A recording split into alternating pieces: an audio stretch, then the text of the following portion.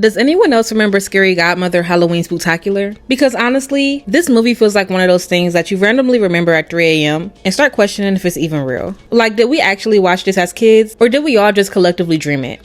I still remember the first time I saw this movie. It came on Cartoon Network and I had no idea what to expect. But the second it started, I was hooked. Something about the weirdness, the spooky vibes, and the random mix of characters and monsters just clicked. It became one of those movies that I rewatched every spooky season, no matter how old I get. It's a tradition at this point, and my kids will 100% be watching this every year too, no debate. A lot of people say that this movie is bad, and I get it, the animation is pretty horrible.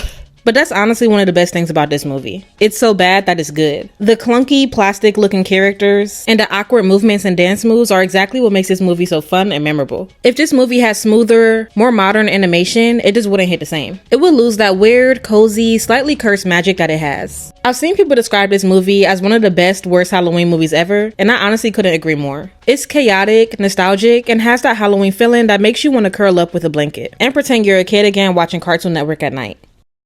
The movie starts out by introducing us to some of the main characters. A group of kids getting ready to go trick-or-treating that night. We meet Daryl, who's dressed as a piece of candy, Katie, who's dressed as a cat, Bert, who's dressed as a baseball player driving an SUV, and then we meet Jimmy, who's dressed as a devil, which honestly makes sense because his attitude definitely matches his costume. He's not exactly the nicest kid in the group. And then we meet the main character, Hannah. She's dressed as a fairy princess and is also the youngest out of everyone. She's actually Jimmy's little cousin, and he's supposed to be responsible for her while they go trick-or-treating. Something I noticed about Hannah's design that I always thought was interesting is that her eyes actually have detail. Like, she has actual pupils and color, while the other kids just have little black dots for their eyes. It's such a small thing, but it honestly makes her stand out. You can tell she's the main character because the animators actually gave her more effort than anyone else. And that's kind of funny when you think about how bad the animation already is. But honestly, that's what gives it personality. So I can't even be mad at it. So right away, Jimmy starts being really mean to Hannah for no reason. Like, she's being so sweet, she's trying to fit in, and she even gives everyone full-size chocolate bars. Which, if you were a kid on Halloween, you know was the holy grail of candy. But Jimmy tells Hannah that he doesn't want candy from a baby. Like, sir, it's free candy. What are you doing? After that, the kids start planning out their route for the night. All the houses they're gonna hit up for trick-or-treating. But Hannah's nervous. She's scared of running into monsters, which to be honest is a valid fear when you're that young. But instead of comforting her like a normal person, Jimmy decides that it will be funny to scare her even more. He comes up with this plan to take Hannah to this old, creepy, abandoned house and scare her so bad that she'll want to go home instead of tagging along with him and his friends. He honestly just wants to get rid of her. Like, that's really what the whole plan comes down to. Jimmy didn't want the burden of having to watch his little cousin, and he definitely didn't want the possibility of her ruining Halloween for him because she's so scared of everything. So instead of being a decent human being for one night, he decides to come up with this mean plan to scare her off. And unfortunately, his friends go along with it. They all agree to go to the spook house. The house is dark and creepy, and to Jimmy, it's the perfect place for this prank. When they get there, Jimmy starts telling this scary story about years ago. The people who lived at the spook house forgot to leave candy out for the monsters on Halloween, so the monsters ate them instead. Then he says that now, every year on Halloween, the new kid has to leave candy in the basement to keep the monsters away. And apparently this year, the new kid is Hannah. After telling this story, Jimmy and the other kids fully expect Hannah to chicken out, but she actually surprises them and decides to go in. So since their plan kind of backfired, they start improvising. They tell her to go into the basement and leave the candy. And then they try to scare her by making shadow puppets on the wall that look like different monsters. A witch, a skeleton, and a werewolf. All little hints at the characters we'll meet later on. They even start making scary sounds to creep her out even more. And honestly, it works. Hannah's terrified. And if I was in that situation, I would be too. They literally have her walking down into a dark basement in an abandoned house. In my opinion, Hannah was actually really brave for even stepping foot in there, because I would have been gone the second the door opened. So Jimmy pushes her a little towards the basement door and tells her to throw the candy in. He also promises that he'll be right behind her, which of course was a lie. Hannah opens the basement door, tosses the candy down, and turns around expecting to see them there, but they're gone. Jimmy and his friends left Hannah all alone. She starts to panic and runs to the front door to get out. But Jimmy and his friends are holding the door shut. She's pulling, trying to open it, and they're just laughing. And that part always made me feel so mad as a kid. Like, she's literally crying, scared, and they're just being mean to her and so heartless. Eventually, Hannah does give up trying to open the door, and she just starts crying. And I felt so bad for her at this point. She literally came in as this sweet little ray of sunshine, offering everyone full-size candy bars, being so nice to everyone, and trying to be brave. And they just left her there. It's such a sad moment because you can feel how scared and alone she was. And I remember watching this as a kid and being being really angry at Jimmy and disappointed in the rest of the kids too, because they went along with it. So while Hannah sat there crying, Scary Godmother appears. She shows up out of nowhere and asks Hannah why she's crying, and Hannah tells her it's because she's scared of monsters. That's when Scary Godmother replies and tells her that some of her best friends are monsters. She tells her that they're actually really nice and offers to introduce Hannah to them. And honestly, good thing Scary Godmother was a good person, because this moment was definitely giving stranger danger. Like, if this were real life, absolutely not. You don't follow a random sparkly woman into a spooky dimension just because she says she knows some cool monsters. But this is just a kid's Halloween movie, so of course Hannah goes along with it. So Hannah goes with Scary Godmother to her house, and this is where the movie gets really interesting. Once they get there, we're introduced to the rest of the monsters. The first character we meet is Scully Pettibone, a talking skeleton who describes himself as a skeleton in the closet. Scully invites Hannah to stay for the party, but Hannah hesitates and tells him that she's scared of monsters. But he reassures her just like Scary Godmother did, telling her that monsters aren't bad at all, they're just different. So Hannah believes him, calms down a little bit, and decides to stay. Then the movie cuts back to reality, where Jimmy and his friends are still outside of the spook house. They're standing there, and at first they're laughing, but you can tell they're starting to get nervous because Hannah's been inside for a while. Like, they know that at this point the joke is over, but they don't know what to do next. It's that awkward moment where you realize that maybe their prank could have actually went too far. Then the movie cuts right back to Scary Godmother's house. At this point, the party is taking place, and we meet another one of her friends, Harry the werewolf. He immediately starts devouring all of the food at the party like he hasn't eaten in weeks. And then he starts talking to Hannah and mistakes her for a character from one of his comics. And he goes on and on and on about it. He's rambling so much that Scary Godmother looks at the camera and breaks the fourth wall. She literally starts talking directly to the audience. And then we get this little cute segment where Scary Godmother gives directions on how to make a snack that'll make your friends stop talking so much. She shows us how to make these little peanut butter and jelly cracker sandwiches. And then right after she's done, she feeds them to Harry so that he'll quiet down. It's one of those interactive touches that makes this movie so fun as a kid. Like, this movie wasn't just a story. It felt like something that you can join in on. And even watching it now, I still think that it's a really creative idea. After that, we meet the next group of monsters. Count Max, Countess Ruby, and their son Orson. They're vampires, but they aren't scary at all. Hannah and Orson get along right away because they realize that they have a lot in common. They're both kids who go to school, they have to deal with rules from adults, and they both kind of feel like they don't fully fit in with the other kids. Then the final monster shows up, and this one is the scariest looking one of them all. His name is Bugaboo, and he's this big, purple, furry monster with multiple eyes and sharp teeth. He's basically what you would imagine to be hiding under your bed as a kid. The second Hannah sees him, she's terrified and convinced that he's going to eat her. So she screams and runs away as fast as she can. And Bugaboo, completely confused by the whole thing, starts chasing her. Not to hurt her, but because he's trying to figure out what's wrong. Everyone starts trying to calm Hannah down, but she's panicking, telling them to keep Bugaboo away from her because he's big, mean, and scary looking. You can tell that she's clinging to the fear that Jimmy planted in her earlier. Bugaboo looks genuinely hurt by this and says that he didn't mean to ruin the party and that he'll just leave. But everyone else at the party immediately jumps in, begging him to stay. And that's when Hannah starts to feel bad. She apologizes and tells him to stay too. Then the movie cuts back to Jimmy and his friends who are still standing outside of the spook house. They haven't even gone trick-or-treating yet because they're too busy freaking out. They're starting to realize that Hannah still hasn't come out. And now they're finally panicking, saying that if something happens to her, they're going to get in trouble. What's so funny here is how the movie cuts between both worlds. Jimmy says something like, she's probably in there screaming her head off. And then the movie cuts to Hannah actually screaming. But not because she's scared. She's screaming because she's having the time of her life, dancing with all of the monsters at the Halloween party. It's such a clever and funny transition. After they finish dancing, Hannah walks over to Bugaboo and gives him a piece of candy. She tells him it's to make sure he doesn't eat any kids, because she's still thinking about what Jimmy told her earlier. But Bugaboo looks confused and he asks her who told her that. And when she says Jimmy, you can literally see his whole face change. That's when we find out that Jimmy is one of the kids that Bugaboo actually scares every night. And that's when Hannah finally realizes something really important. Big kids get scared too. That little moment is actually such a good detail in the story, because the whole movie starts with Hannah being afraid and Jimmy and the other kids acting like they're above it. Like she's just a little kid who doesn't understand that monsters aren't real. But the truth is, Jimmy is scared too. He's been pretending to be brave and teasing her to cover up the fact that he's actually as scared as she is, or maybe even more. Once the monsters find out what Jimmy and his friends did to Hannah, how they trapped her in the spook house and left her there, they all agree that it's time to give the kids a taste of their own medicine. So they come up with a plan to scare them back and teach them a lesson. That's when we cut back to Jimmy and the others, who are still outside arguing about who's gonna go in to get Hannah. They're all pointing fingers and saying, you go first, no, you go first. Until finally they decide to all go in together. And from there, the movie turns into a full-on haunted house experience. Jimmy and his friends step inside and run straight into Orson, who introduces himself as a vampire. But of course, they think he's just some random kid in a really good costume. But then Count Max and Countess Ruby comes out and proves otherwise by showing their vampire fangs and terrifying them. After that, the kids run into Scully, who pops out and scares them next. This sends them running straight to Harry the werewolf. Then Scary Godmother shows up pretending to be nice before subtly leading them right where she wants them, into the basement.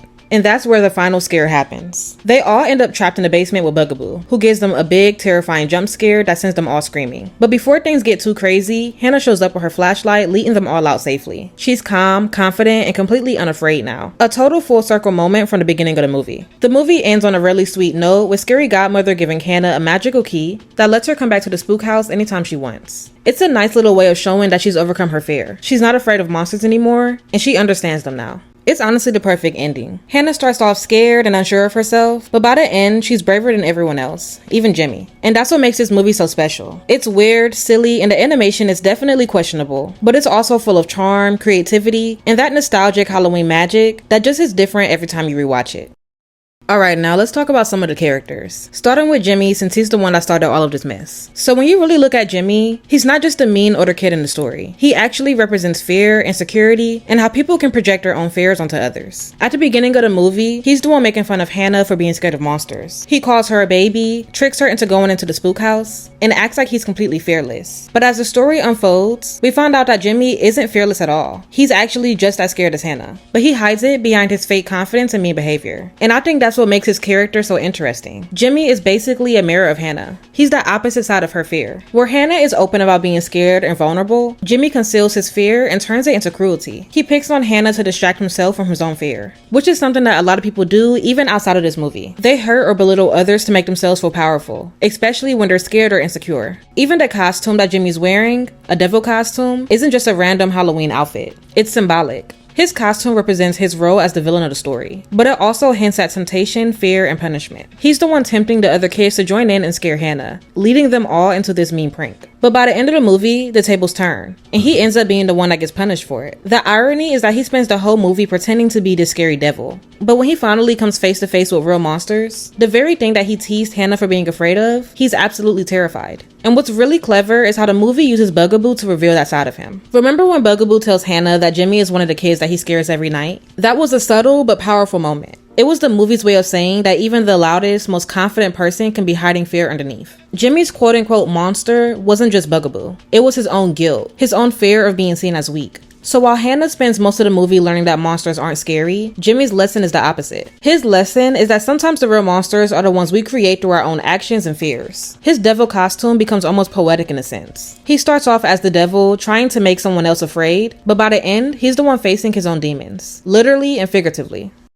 Hannah is basically the opposite of Jimmy in every way, but she's also connected to him in a really interesting and symbolic way. She starts off as scared, shy, and nervous about the monsters and the unknown, which is something that every kid can relate to. But she's also incredibly kind, thoughtful, and brave in her own quiet way. Like when she handed out full-size candy bars to everyone at the beginning of the movie. That wasn't just generosity, but it shows that she's naturally empathetic. She cares about other people's happiness, even when she's nervous or scared herself. Her fairy princess costume is also symbolic. It's not just a cute Halloween outfit, but it's a visual representation of her imagination, innocence, and openness. She's literally a magical character in the story because she sees the world differently than Jimmy and the other kids. She's willing to go into the spook house and meet the monsters that she's afraid of. Not because she's fearless, but because she's curious and willing to trust. First in Scary Godmother, then in monsters themselves. That courage to be open to the unknown is what ultimately makes her the strongest character. And there's a really interesting parallel between Hannah and Jimmy. Jimmy thinks that being brave means pretending not to be scared and pushing others around. But Hannah, on the other hand, shows that bravery comes from acknowledging your fear and still moving forward. That's why she's the one that ends up leading Jimmy and the other kids out of the spook house. She's the hero not because she's fearless, but because she's brave in spite of her fear.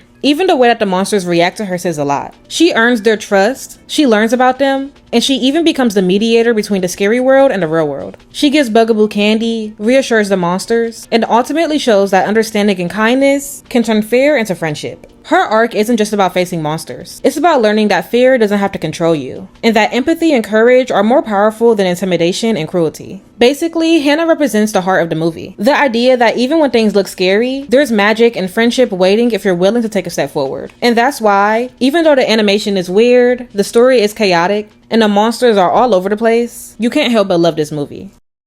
Okay, now that we talked about Jimmy and Hannah, let's dive into the monsters themselves. Because they're not just scary creatures, but they're actually symbolic and serve a purpose in the story. Each one helps Hannah grow, teaches Jimmy a lesson, and reinforces the bigger themes of the movie about fear, bravery, and understanding. First is Scully the skeleton. He's basically the wise and gentle mentor of the group. He reinforces the idea to Hannah that monsters aren't actually scary. They just have their own way of living and thinking. Scully's whole deal about being a skeleton in the closet is hilarious but also symbolic. He represents hidden knowledge, the secrets of the world, and the idea that appearances can be deceiving. Scully shows that what you think is scary might just be something that you don't understand yet. Then there's Harry the werewolf, who immediately starts devouring all of the food at the party. On the surface, he's this chaotic, goofy, messy character that talks way too much and can't sit still. But symbolically, Harry represents energy, excitement, and the unpredictability of fear. He's overwhelming, loud, and initially intimidating, much like the emotions Hannah has when she's scared. But he's harmless. Harry teaches Hannah that sometimes fear feels bigger than it actually is, and if you approach it with curiosity instead of panic, you realize that the thing you're scared of may actually be fun. For Jimmy, Harry mirrors his own uncontrolled fear, the kind that he tries to hide by acting tough, and shows that fear doesn't have to be something shameful. Next, we have the vampire family. Count Max and Countess Ruby are the classic, spooky but elegant vampires. And their son Orson is this sweet, relatable kid who immediately connects with Hannah. Orson represents empathy and connection. He's a bridge between the scary world and Hannah's world. Through Orson, Hannah learns that monsters can be friends, not enemies, and that appearances aren't the only thing that can define someone.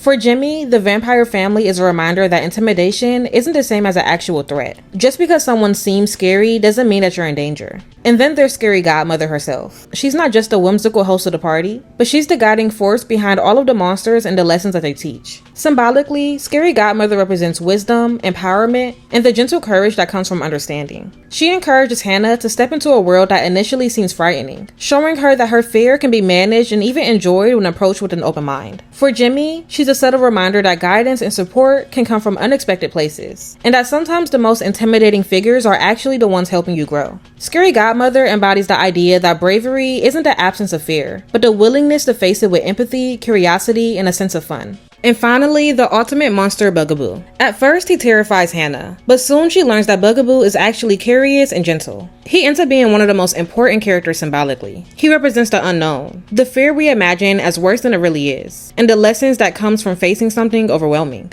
When Hannah gets some candy and shows empathy, she's not just being kind. She's taking control of her fear and showing that courage and understanding can transform even the scariest situations. For Jimmy, Bugaboo is the ultimate reality check. The monster he teased Hannah about turns out to be real, but it's not harmful. And Jimmy realizes that pretending to be brave isn't the same as actually facing your fear. When you look at all of the monsters together, they form a full spectrum of what fear can be. Each one challenges Hannah in a different way, helping her grow while also subtly reflecting Jimmy's journey from false confidence to genuine vulnerability. The monsters are both literal and symbolic, and that's what gives this movie so much depth despite it being a kid's cartoon. This movie is just pure nostalgic fun. It isn't just a quirky, chaotic kids movie. It's a story about fear, courage, and understanding in all its forms. Hannah shows us that bravery isn't about never being scared. It's about taking the first step into the unknown with kindness and curiosity. And Jimmy reminds us that pretending to be fearless doesn't make fear disappear. Sometimes the real lesson is facing the parts of ourselves that we try to hide. The monsters, Scary Godmother, and even the clunky, awkward animation all works together to create a world that's chaotic, fun, and full of heart. It's a movie that manages to feel timeless, a little weird, a little spooky, but endlessly fun. Every fall season when I rewatch it, I'm reminded that even in a world that seems scary and overwhelming, there's always room for empathy, laughter, and a little bit of magic. This is a movie that encourages us to embrace the unknown, face our fears, and maybe even dance a little with the monsters along the way.